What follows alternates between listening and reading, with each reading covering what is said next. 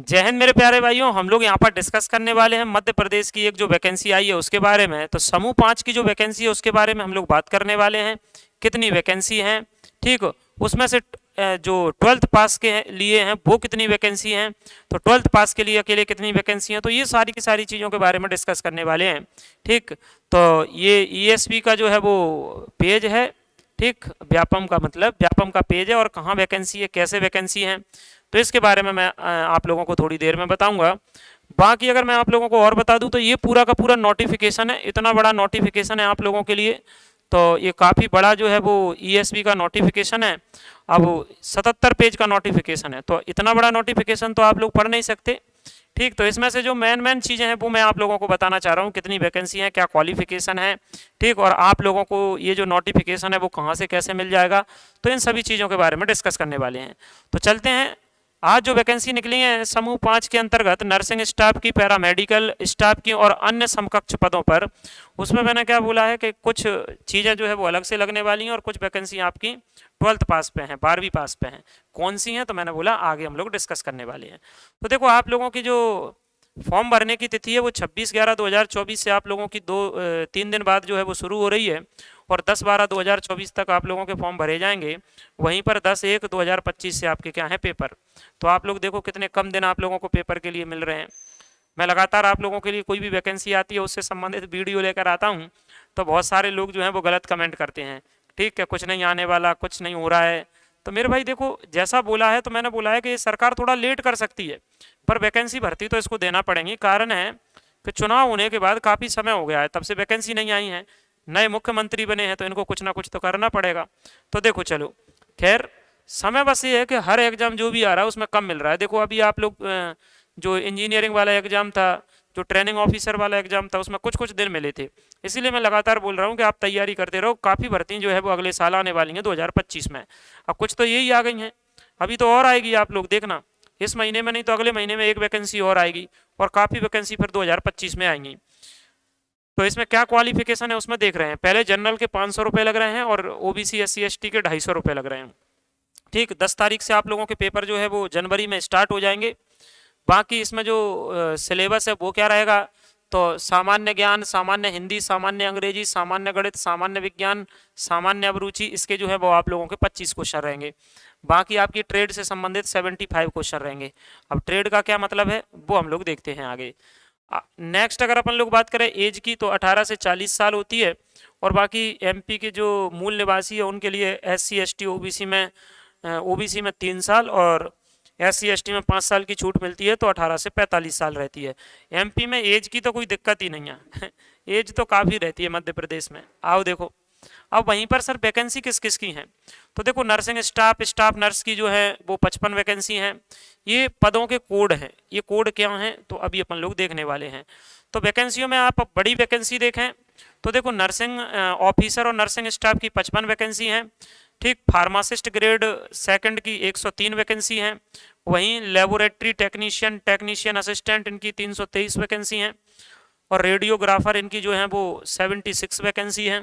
तो इस प्रकार से आप लोगों की ये भी वैकेंसी है और टोटल मिलाकर के जो वैकेंसी है वो कितनी है, 881 वैकेंसी हैं। तो टोटल है 881। ठीक है, चलो आओ अब बात करते हैं कि जैसे पोस्ट कोड क्या है। तो यहाँ पर आप लोग देखोगे पोस्ट कोड 1 है और पोस्ट कोड 1 में रेडियोग्राफर की है, तो उसमें 65 वैकेंसी है। ठीक, 65 वैकेंसी है। अच्छा, इसमें सर क्या क्या क्वालिफिकेशन मांगी है तो आप लोग देखो। अच्छा, वेतन कितना है, 28,700 से 91,300 का वेतन है। लेवल 7 का आप लोगों के लिए वेतन है।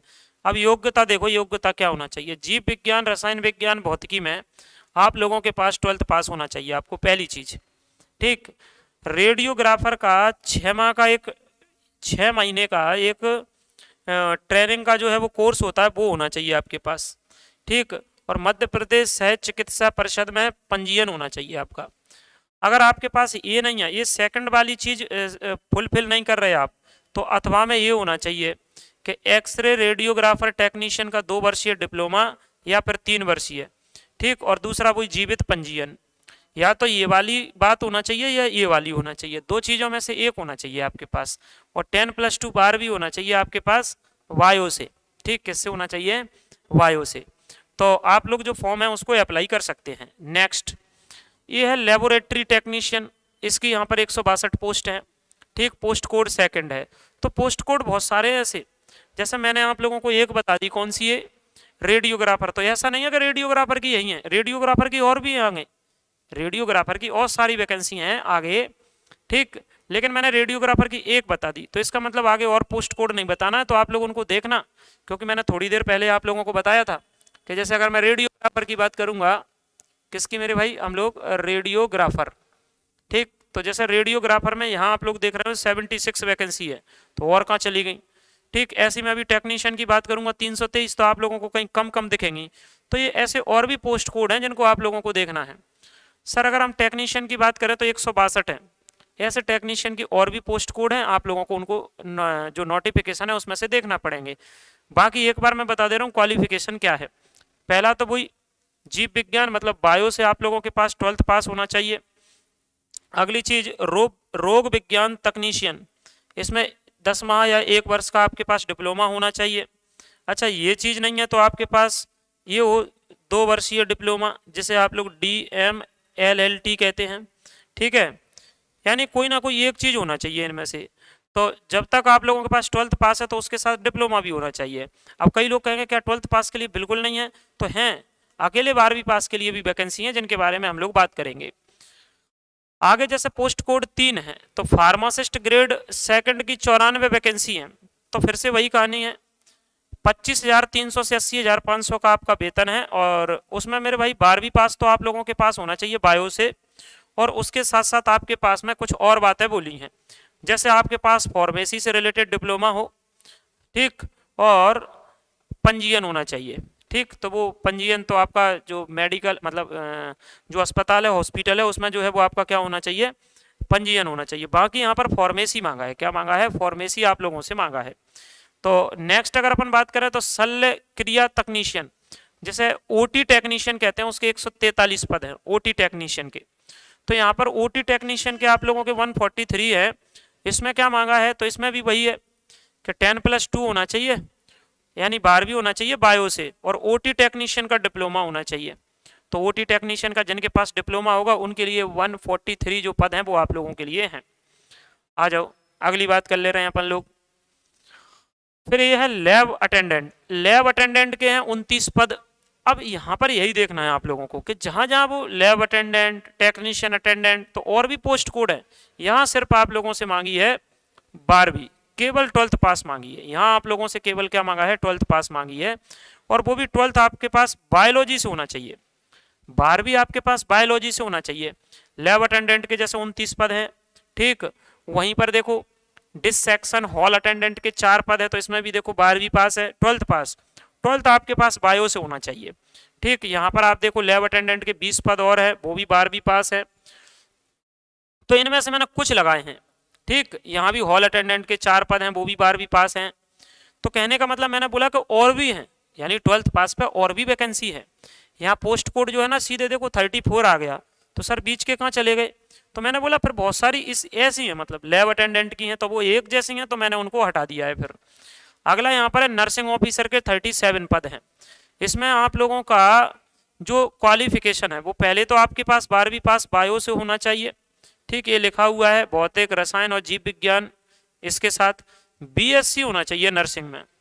तो इधर जो आपके नर्सिंग ऑफिसर के पद है ना उसमें BSc नर्सिंग मांगा है, क्या मांगा है, BSc नर्सिंग मांगा है।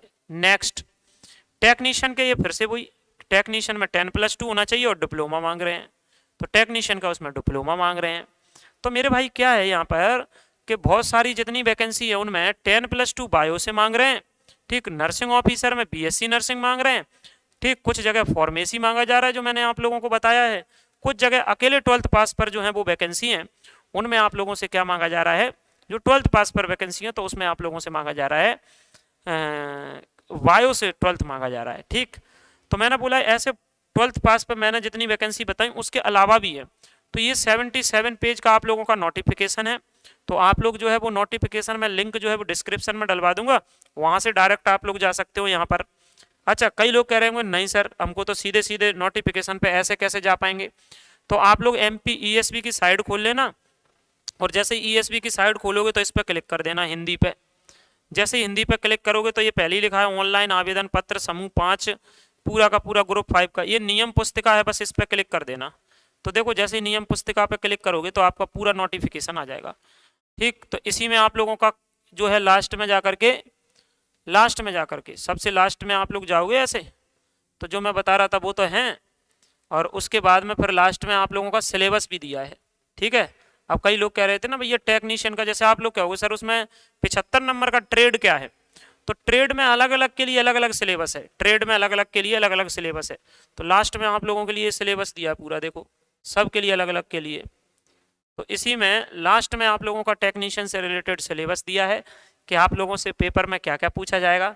ठीक, और ये सारी की सारी बातें हैं। और बिल्कुल मेरे भाई अभी आगे जो है वो आप लोगों के और नोटिफिकेशन आने हैं। मतलब इस महीने में नवंबर निकल गया तो एक नोटिफिकेशन आ गया, अब एक आप लोग देखना दिसंबर में आएगा। तो ईएसबी का एक नोटिफिकेशन आप लोगों का दिसंबर में आएगा। और फिर 2025 में, जैसे कई लोग और चीज़ों के लिए कमेंट करते हैं कि और भर्तियां आएंगी क्या, बिल्कुल आप लोगों की दिसंबर में आने वाली हैं। अब आप लोग गलत कमेंट करते हैं तो करते रहो, लेकिन पर वैकेंसी तो आएंगी, और समय समय कम कम मिलना है। वैकेंसी आएंगी और आप लोगों के कुछ समय के बाद जो है वो पेपर होगा। तो ये मध्य प्रदेश में ईएसबी ने एक और जो नोटिफिकेशन निकाला था, तो उसके बारे में हम लोगों ने डिस्कस कर लिया है। ठीक, तो मेरे भाई मुझे उम्मीद है कि आप लोगों को जो है वो वीडियो पसंद आया होगा। तो आप लोगों को जो वीडियो है वो पसंद आया होगा। चैनल पर अगर आप लोग नए हैं तो चैनल को सब्सक्राइब जरूर कर लें, वीडियो को लाइक और शेयर जरूर कर दें। ठीक, और कमेंट करके जरूर जाना वीडियो कैसा लगा, और आप लोगों की वीडियो के बारे में या सरकार के बारे में क्या राय है, तो ये भी कमेंट करके जाना। मिलते हैं नेक्स्ट वीडियो में। जय हिंद।